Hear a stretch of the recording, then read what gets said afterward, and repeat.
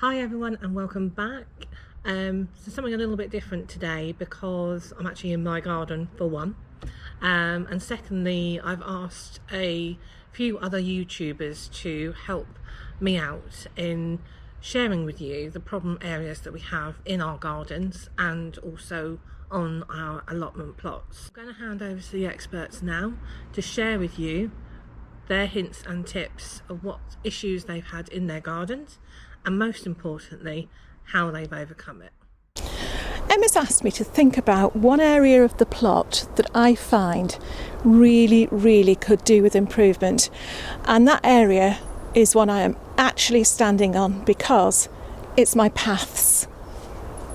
Whereas you can see here that we've in the past we've topped it up with wood chip, you can see the wood chip is rotting down now and become a lovely mulch for the beds, and we've got weeds and things coming through. So I think what we will do eventually is remove as much of this topping as we can. Look, we've got labels in there, this is how things get covered up. Get back down to the membrane and just possibly leave the membrane down. It would be an absolute nightmare to pull all that up again, and to be honest I wouldn't want to, it would only go into landfill. But just let this grass and this greenery come on through, strim it, and eventually we return to grass paths.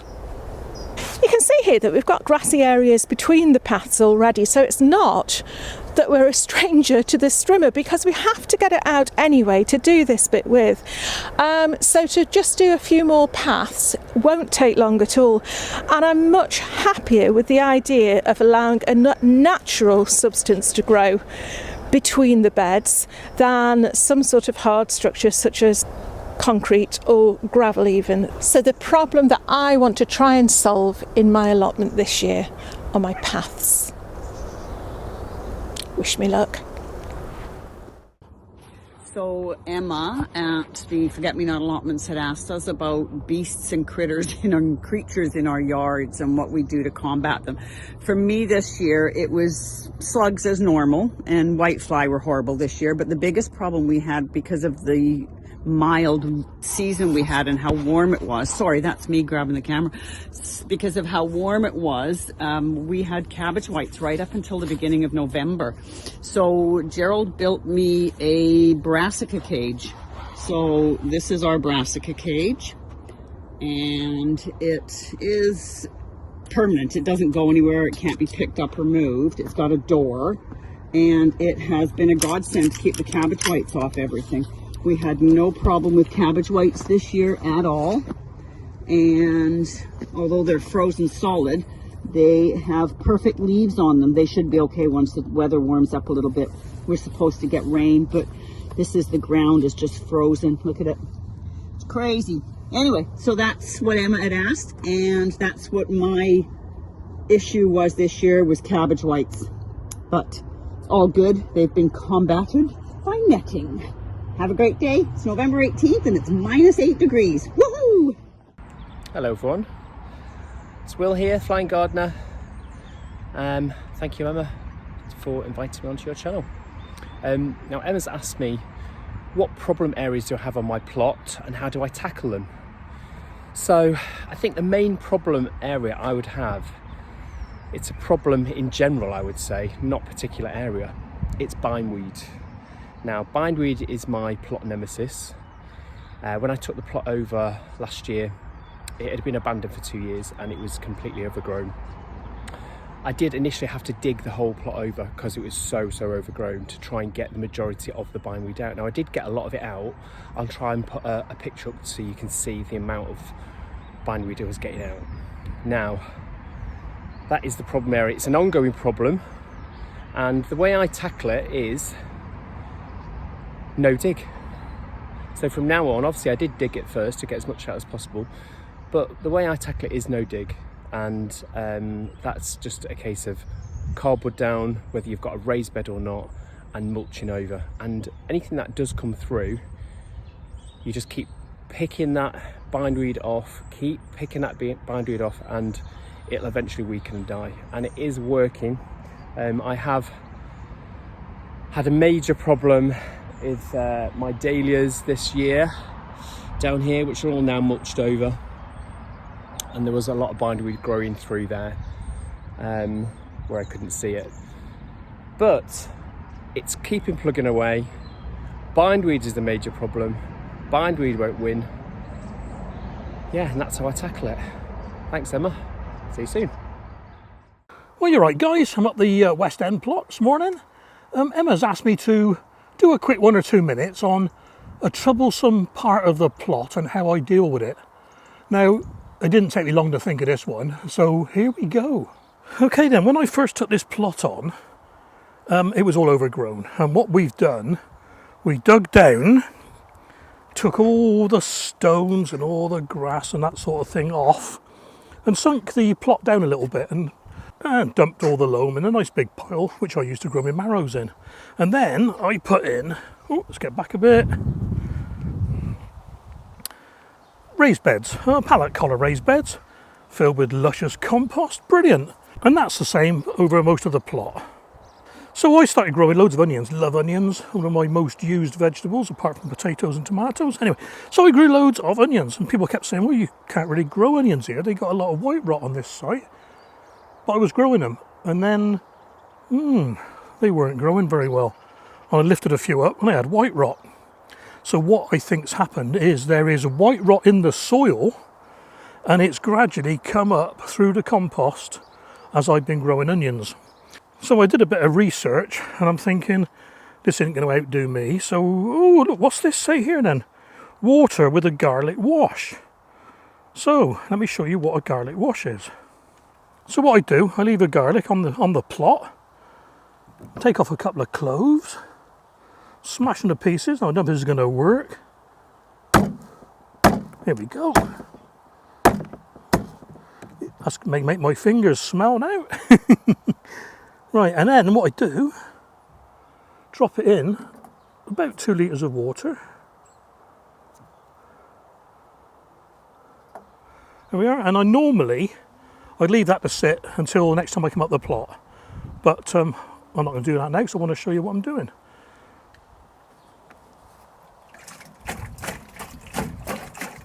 Give this a good stir around.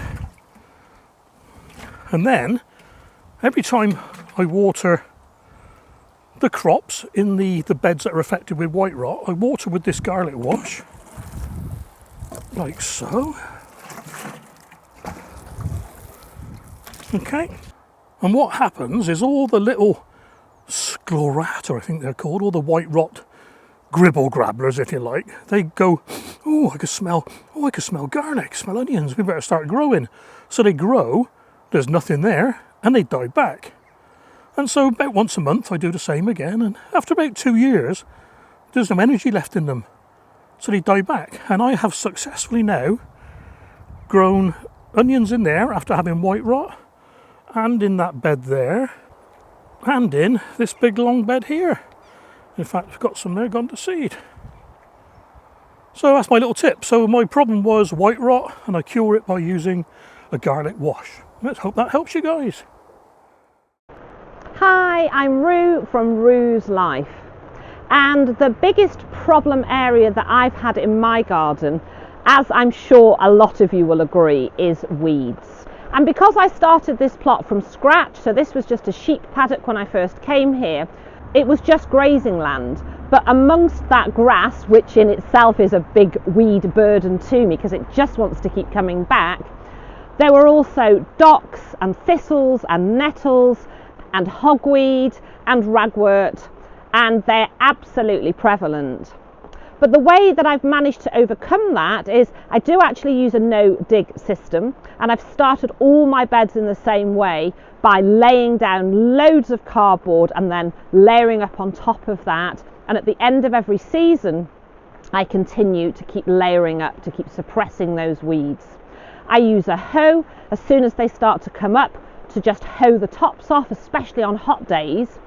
But I also find that by layering up the cardboard, it does weaken them. So anything that's deep rooted, I can get down and give them a little dig with the trowel, and they come up quite easily because I've suppressed them and weakened them. So that's my big problem, and that's how I've overcome it. So thank you so much, Emma, for inviting me onto your channel. And when you asked me like that one thing that's been an issue on my plot and how I can solve it, I knew straight away what it would be: space. Now I know people who watch my channel will probably think, what? He's got a full plot. But the difference is that when I laid out this plot, I had put paths all the way through so that I had good access. And the issue I had was I'd constantly be using those paths to store my potato buckets and all the bits of wood and everything else, all my tools. And it was a nightmare because in the summer I had a jungle of food, and don't get me wrong, I was really happy with it. But there was just too much on this plot. But my problem was solved. Getting the fig and olive plot. This gives me the scope now that I can put pumpkins up here when I need to. I haven't got to worry about taking something out of the bed to put something else in. And now I can just put everything else out when I want. It's the freedom and space that you need. I haven't got to worry now about that pressure that you get of taking something out of the bed, putting something else in. You know, I haven't got to have things in trays now, desperate to go out. I can now have the freedom of putting it up here, an overflow plot. And if you have, you know, the time and the space of doing that yourself, I'd highly recommend it. Another advantage of having a second plot is that you can use this kind of like a perennial plot, so that I can put all the things up here, like the fruit bushes, the trees, and they won't need as much maintenance to keep them going. You know, I won't have to give them the daily waterings. And the good thing about that is that I can just leave this one and use this one more as like a well-being plot as well. I've got my shed with my log burner. I can come up here. Once I've done all the work on the other one, that one's more like a production line. I can come up here, have a nice cup of coffee and relax and not worry about everything else I need to do. So thank you so much, Emma, for inviting me onto your channel. I'm sorry I couldn't bring you any sunny Wales today. I'm Danny and this is the Grapevine Garden. Hello and welcome to my greenhouse. Emma has invited me onto her channel to share with you one thing that I have struggled with and have kind of overcome. So this year I decided that I would tackle the problem of carrots and growing carrots on my allotment. And in the past I've had a terrible time with carrot fly, with carrots forking in the ground and just generally being pretty manky. I haven't enjoyed growing carrots. I found it really difficult, really poor germination, all sorts of different problems. But mostly the carrot fly is you manage to get a crop to grow and they would immediately get eaten by the carrot fly. So I decided that this year I would build a new raised beds just for growing carrots in. And what I did was to create a bed that was twice as deep as all of the other beds on my allotment. I filled that with a combination of sand and spent compost. So the soil wasn't too fertile, but it was okay for germinating and growing carrots. So what I also did was to sieve the soil to make sure that there were no stones in that soil. So the soil was a perfect environment for the carrots to grow, hopefully not fork too much, and to be quite happy in there. Thinning out is another thing that I did, which has really helped as well. And so I've just kind of made a bit more of a conscious effort to grow those carrots properly. The other thing that I did that has made the biggest difference of all is to create a frame to go on top of the planter, and on this frame I have attached some EnviroMesh, so it creates this little kind of enclosed environment for the carrots to grow in. The carrot fly cannot get into that environment, so it's created the perfect conditions for the carrots to grow. Unfortunately, I'm still struggling with slugs, and I still have to go through and pick out all the slugs, otherwise they will eat the tops off the carrots, which is not ideal. But I have achieved my goal, which was to grow carrots without any trouble with carrot fly. On the whole, my carrots have been a lot better this year. I still have some very wonky carrots and some very bizarre looking ones to share, but I'm quite happy. I've actually had a success and I really feel like I've achieved something. So thank you, Emma, for inviting me onto your channel. So there you have it. There are the fellow YouTubers that I've asked to come along and who have very, very kindly agreed to collaborate with me on this video today. So thank you all so much, because it really does mean a lot to me that you've joined me on my channel. So my problem area, I would say, in my garden would be my greenhouse. So something I've noticed since I've had a an allotment and a garden is that every year we seem to have really bad storms, and every year something happens to the greenhouse.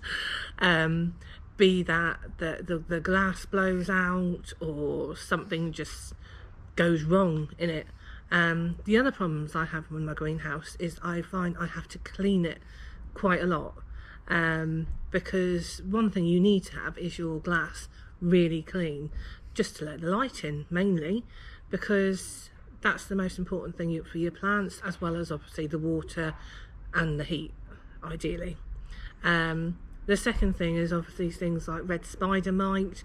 I've had a few in my greenhouse where I've gone in and found those little red spiders, and just something by using like a quick disinfectant just to get rid of it, just keeps on top of it. So usually in the spring, when my greenhouse is quite empty, I just go around with a greenhouse disinfectant, something really cheap that you can just buy, just to get rid of those little bugs and issues, so it's nice and clean, ready for your next season. And if I do have any issues with the glass blowing out, then I try to repair it as quick as we can, because the one thing that you don't want is a hole in your greenhouse, because it creates a wind tunnel in it.